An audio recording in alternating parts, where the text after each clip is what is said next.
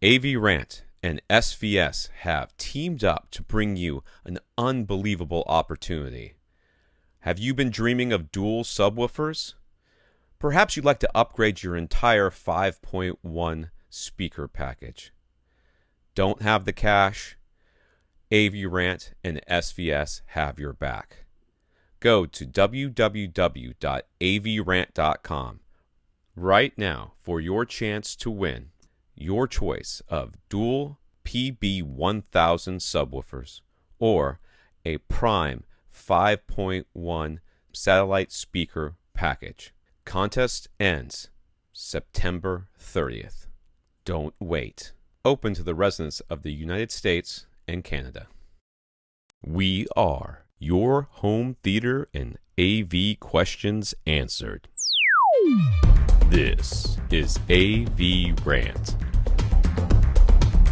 Want your home theater or AV question answered by Tom and Rob? Send it to question@avrant.com. Welcome to AVRant. I'm Tom Andry, and I'm here with Rob H. Mark. I did not look at these pictures, but I'm going to. Mark's room is a family room and the main TV and movie watching room for the house. He currently has a 50-inch Samsung DLP TV that is slowly dying 1 pixel at a time. And since he sits 15 feet from the TV wall, he wants to get something bigger as a replacement. This makes sense. Naturally, he thought a projector, probably a BenQ or Optima, in the $600 to $800 range, and a 110-inch screen. But the room has a window opposite what would be the screen wall, so light level is a concern. The room is partially underground, so sunlight would never directly hit the screen, and he can pull down the shade and block out the light. However, with this being the main room that the family congregates in, he'd rather not have it dark all of the time. Is there a way he can measure the light hitting the screen to see if the sunlight will wash out the screen too much? He's seen some LightMeter iPhone apps, but doesn't know how good they are or even what amount of light would be acceptable. Do you have the picture up? I do have the pictures up. So yeah, he doesn't have direct sunlight, but this is I see it. This is a fairly lit. Now he's saying he can block the shades more than what's being shown in the images, but they sometimes like to have this amount of light because during the day you're just doing stuff in the living room. But that wall is pretty dark, honestly. It's fairly dark, and these images being taken from a camera that probably had auto exposure. When you're in there, it's probably dimmer, than just looking at the photo, because that's very often the case. Honestly, I'll give you what I consider the easier answer, which is instead of worrying about exact light levels and measuring it with a meter, if you're going to watch a projector, you want just enough light that you could read a book or a newspaper by it. If you have more than that light, you start to get into this is starting to look washed out territory. Right. That is still not ideal. Don't get me wrong. If you could have pitch blackness, go for pitch blackness. But up to the point where you could read, but not super comfortably, you're okay, this is just enough light to read by, you'll probably get a pretty darn watchable image. So I would base it more on that, because this is a subjective thing, right? A meter might tell you have however many lux going on in this room, and we might work out the math and go, that should work, and then you watch it and you go, that looks horrible. So the subjective experience is more important than the numbers, right?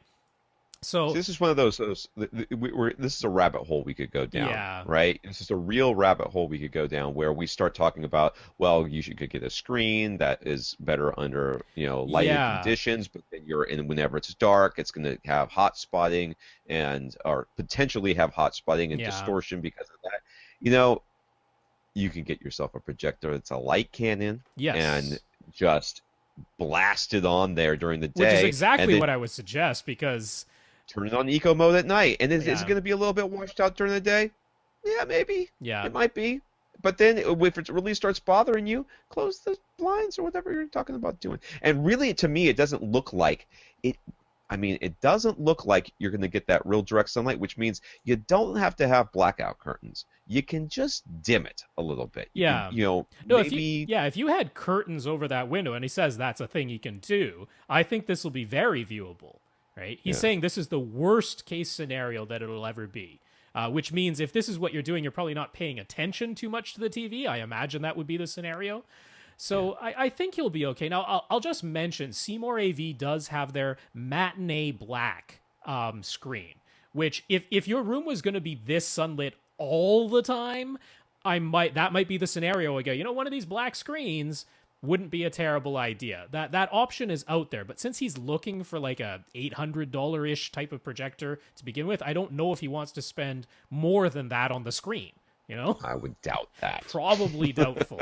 Yeah. So, but I'll throw that out there just so that it's something you can consider if you really want to. But I think the way to go is light can, and I would suggest really having a look at the Epson 3500, the Epson Home Cinema 3500. Its retail price is $1,200, so it's certainly more than the budget we're looking at, but that thing can blast out the light, and it's a darn good projector. And I like that it has horizontal and vertical lens shift as well, which the BenQ and the Optima he was considering really don't. The BenQ has a little bit of vertical lens shift, just a tiny bit. So I know it's a bit going over budget. You can often find the Home Cinema 3500 refurbished from Epson, though, which brings the price down to under $1,000. So to me, that's the way to go, because that's a really bright projector that could handle this.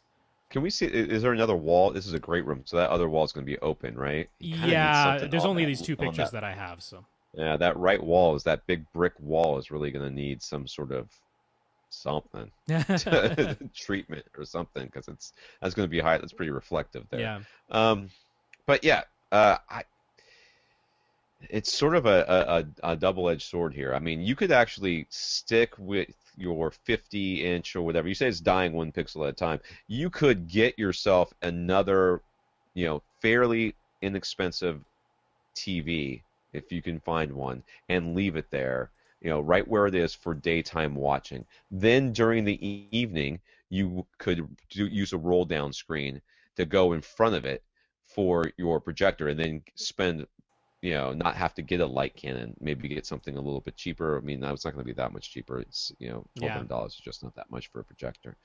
But you could do something like that. That is an option. I did that for a long time and loved it. I loved being able to roll down the screen in front of the TV. During the day, we did whatever we wanted with the TV, and at night, we would roll down the screen. It would be perfect. I don't know. I think you can make this work. I don't think this is that bad. I think you can make this work. But you do have to, like Rob said, really think about what you want out of the projector and what you are willing to live with as far as... I mean, how much daytime viewing do you do?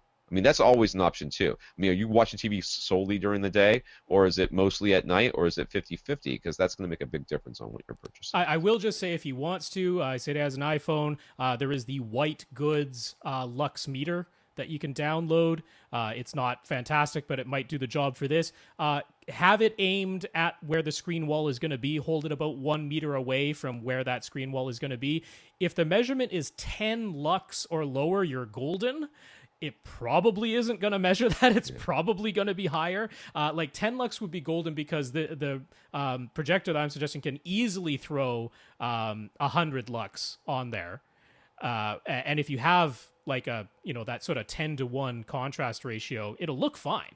But you're probably going to get more than that. So like I say, the subjective one of just, is it enough to read by, is probably easier to go by. All right.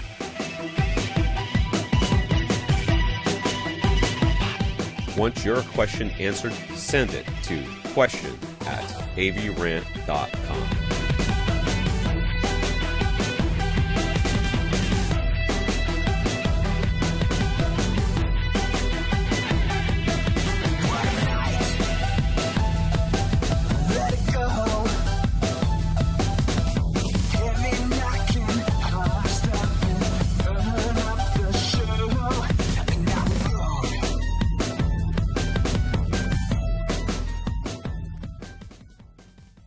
This is AVRant. Now go out and listen to something.